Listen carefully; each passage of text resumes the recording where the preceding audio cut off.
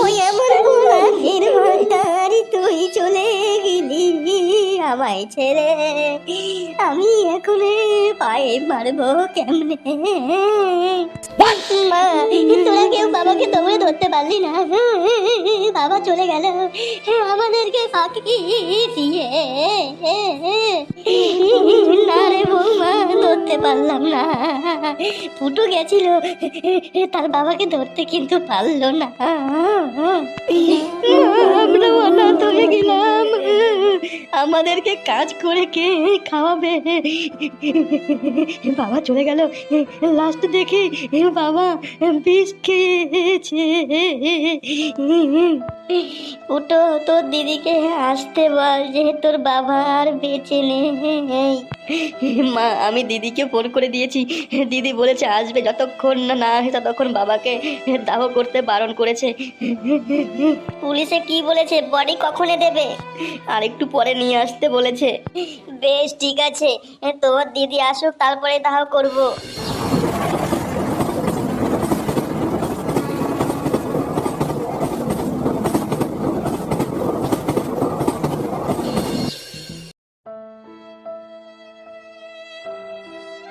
বাবা জামাই কেমন আছো?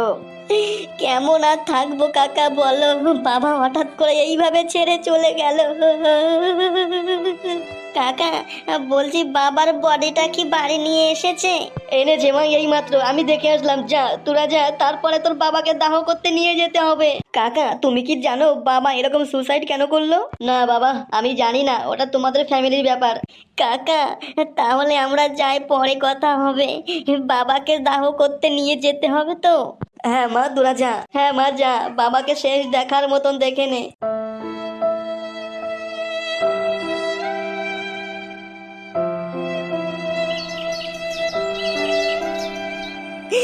বাবা তুমি আমাদেরকে ছেড়ে কোনে গেলে বাবা? তুমি কেন এরকম করলে বাবা? ওই আমার একটা ভাতার, সে চলে গেলে ভাতা। আরে ভাতা, বাবা তুমি এরকম কেন করলে বাবা? তুমি আমাদের বাড়ি চলে যেতে পারতে, তুমি আমাদেরকে ছেড়ে কেন চলে গেলে বাবা? দিদুন, আমার জন্য এই সব কিছু হইতে দিদুন। আমি যদি তোমার না করতাম তাহলে তুমি দাদুরই অপমান করতে না, তাহলে দাদু আজকে মরে যেত না।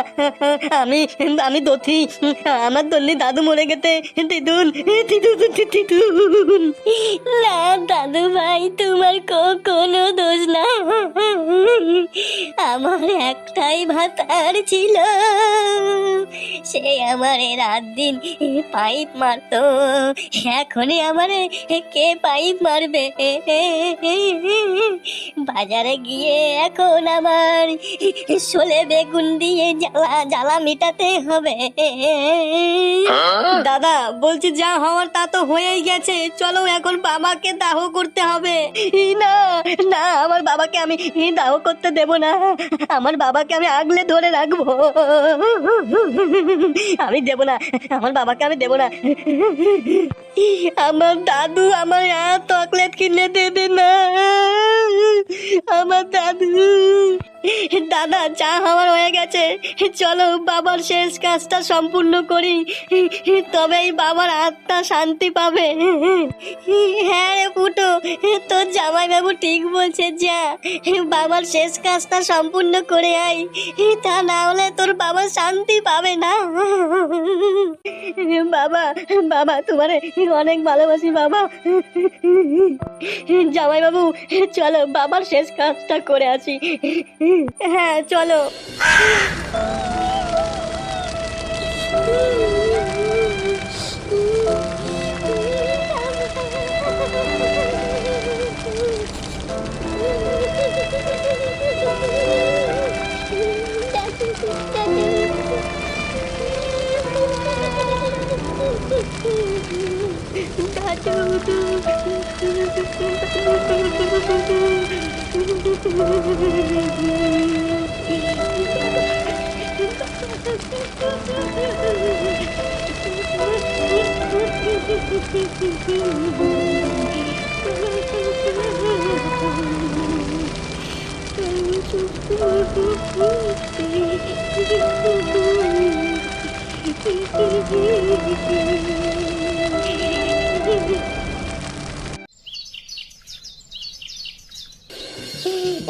এমা, একটা সত্যি কথা বল না, বাবা আমাদেরকে ছেড়ে এইভাবে কেন চলে গেল বল না মা।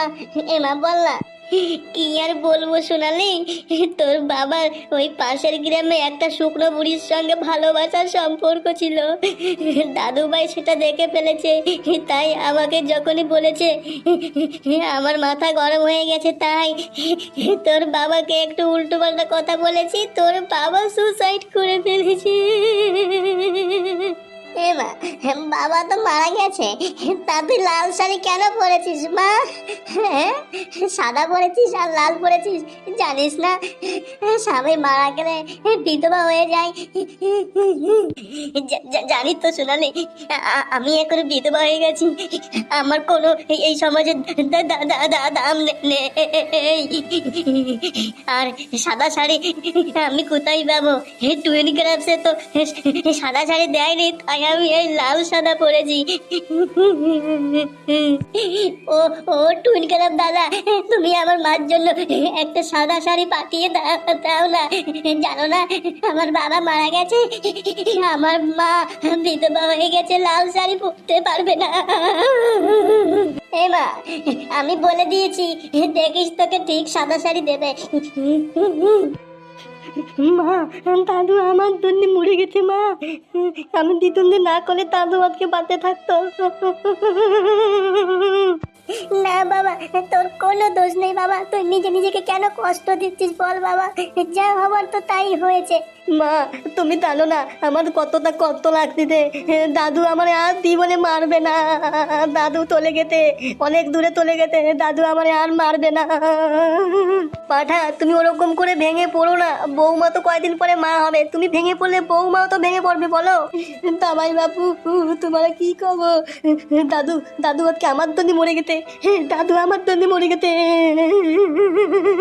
কান্না করিস না পাঠা, যাও আমার তা তো হয়ে গেছে, এটাই ভাব তোর দিদুনকে তুই কি করে সামলাবি, তোর দিদুন তো কান্না থামাতেই পারছে না, তোর দিদুনকে বাঁচা, তোরাই পারিস তোর দিদুনকে বাঁচাতে।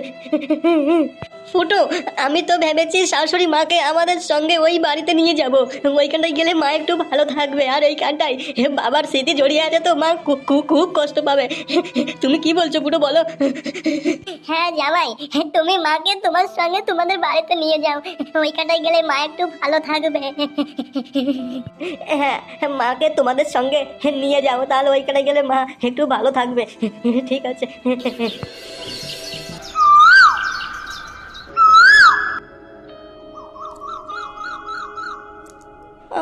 দেখে খুব লজ্জা লাগছে, আর কতদিন লেওড়া বাথরুমে গিয়ে হ্যান্ডেল মারবো। বৌমার মা মরে গেছে, বৌমা বলেছে আমাদের বাড়ি নিয়ে আসবে, যা ভাবলেই কেমন লাগছে, বিয়ান আমাদের বাড়ি আসবে, আমি চাটে ফুটে খাবো। একটু ছেলের কাছে ফোন করি, বৌমারা কখনো আসবে। হ্যালো খুকা। হ্যাঁ বাবা বলো, বলছি তোরা কখনো আসবি? এই তো বাবা আমরা বেরিয়ে গেছি, সাথে তো শাশুড়ি আসবে তো? হ্যাঁ বাবা আমার শাশুড়ি আসবে। কেন বাবা পাম্পিং করবা নাকি? বদমাইশ ছেলে। ঠিক আছে বাবা রাখছি, তাহলে পরে কথা হবে বাড়ি গিয়ে। আচ্ছা ঠিক আছে রাখ। বিয়ান মশাই আসতেছে, যাই বাথরুমে গিয়ে জঙ্গলটা পুরো পরিষ্কার করে রেখে দিই। হরি দিন তো গেল, সন্ধ্যা হলো, পার করো আমারে।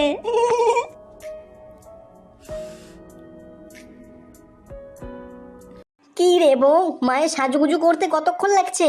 এই তো জামাই দাঁড়াও, আমি হাগু করছি। কি রে বউ, তোর মা পায়খানা করতে গিয়ে কি গুসাপা পড়ে গেল নাকি? আরে ঘ্যাগোয়েরাটা, মায়ের খুব কষা হয়েছে। কষা হয়েছে মানে? তোমাকে বুঝাবো কি করে বলো তো? আরে বুঝালাই না বুঝবো।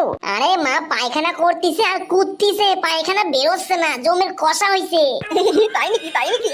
জমের কষা? তাই এই জায়গা খুলে মুলে কবি তো নাকি? বাবা জামাই তুমি কি রাগ করেছো লেট করেছি বলে? না না শাশুড়ি মা কোনো রাগ করেনি, চলেন চলেন। এ মা তুই এটা কি পড়েছিস? তুই না বিধবা মহিলা? গিন্নি কি হচ্ছে এইগুলো? শাশুড়ি মা সাজুগুজু করতে ভালোবাসে, তাতে কি হয়েছে?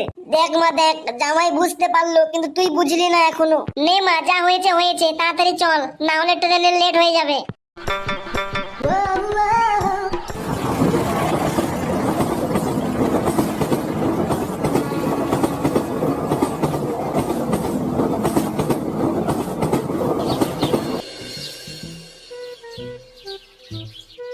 মা দেখ দেখ, এটা হচ্ছে আমাদের মোড়ল মশাই। ও তাই নাকি মা? হ্যাঁ। কি ভাইপো কোথায় যাওয়া হয়েছিল? মোড়ল মশাই আমার শ্বশুর মশাই মারা গেছে তো সেইখানটায় গিয়েছিলাম। ভাইপো পিছনে ওইটা কে? মোড়ল মশাই ওটা হচ্ছে আমার শাশুড়ি মা। কি হলো মোড়ল মশাই হাসছেন কেন? আমার এই বুকে তোমার শাশুড়ি মা তীর মেরেছে।